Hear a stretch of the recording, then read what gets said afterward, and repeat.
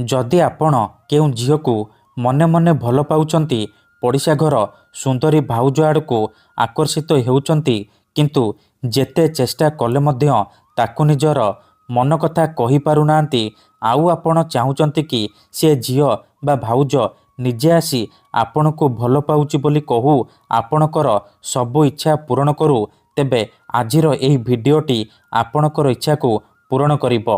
कारण आजिर एही भिडियोटी रे मु आपणको शिखेइबी अल्प टिके अरुआ चाउलर साहाय्यरे नारी मोहिनी वशीकरण विद्या, झियो पटेइबा पई वशीकरण विद्या, जार प्रयोगरे आपण सुंदरी सुंदरी झियो बा सुंदरी भाउज को मुहूर्तक भितरे निज प्रेमरे दीवानी करि परिबे, ताठारु निजर मन मुताबक काम हासिल करि परिबे।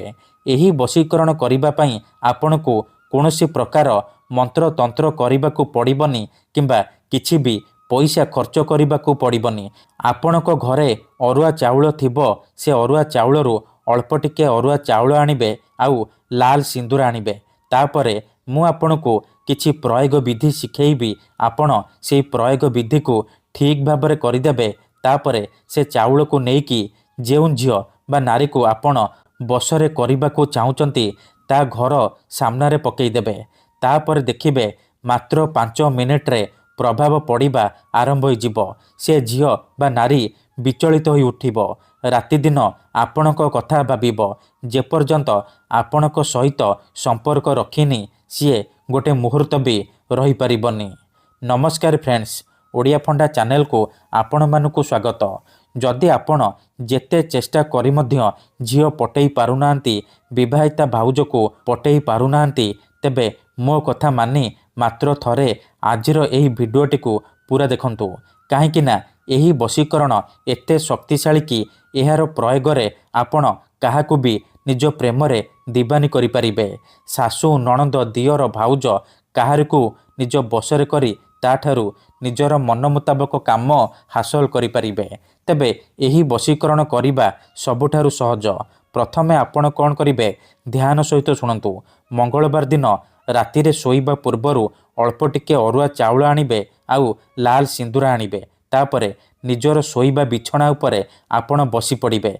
तापरे चाउल आउ सिंदूर को डाहाण हाथरे मिसेइबे।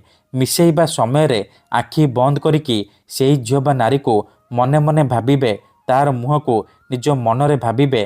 तापरे एही मंत्र को 7 थर पढ़िबे। ओम चौन चामुंडाय आमुकं मे बस्यम कुरु कुरु स्वाहा। आमुकं जगार आपण सेई झियो बा नारीर नाम कहिबे जहाको आपण बसरे करिबाको चाहुचंती। मंत्र को 7 थर पढ़ी सारिबा परे से जो चाउल सिंदूर मिसेइचंती सेथिरे गोटिए थर फुंकी देबे। एतिकी करि सारिबा परे से चाउल आउ सिंदूर को कागजरे मोड़िकी निजर तकिया तले रखिकी सोई पड़िबे।